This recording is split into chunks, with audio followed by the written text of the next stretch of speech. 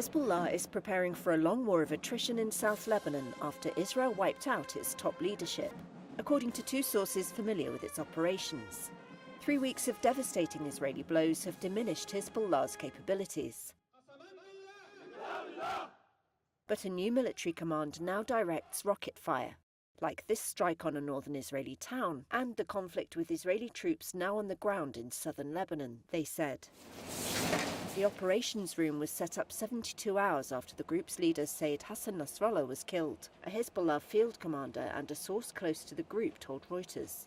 The field commander described the command center as a narrow circle in direct contact with the field, and said it operated in total secrecy.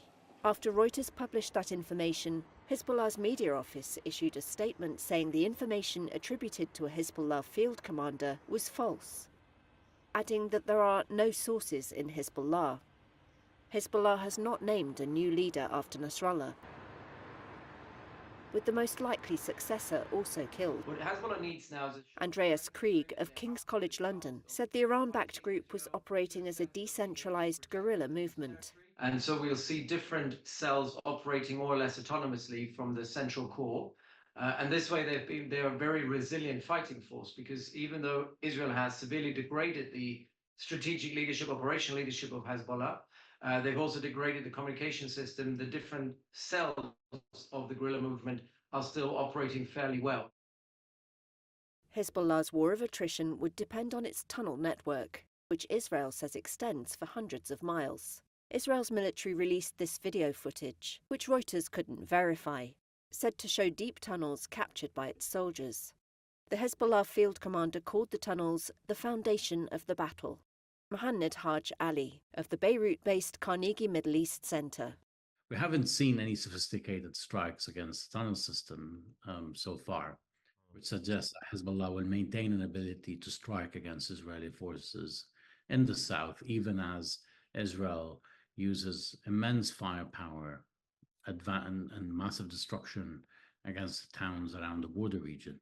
So I think the question of how will Hezbollah resist and how strong will the pushback be is banking on whether Israel has any more surprises up its sleeves, or we've moved beyond that, and now it's a regular ground invasion of which Hezbollah is fully prepared and will inflict casualties on the Israeli side. Israel says its strikes have severely depleted Hezbollah's arsenal and killed hundreds of fighters. But the group still has a considerable stockpile of weapons, and it has yet to use its most powerful precision missiles, four sources familiar with its operations said. Krieg of King's College London again. I think Hezbollah is holding back ballistic missiles for a kind of time of no return, if you will. These are the weapons of last resort, which is surprising considering that Hezbollah is under immense pressure.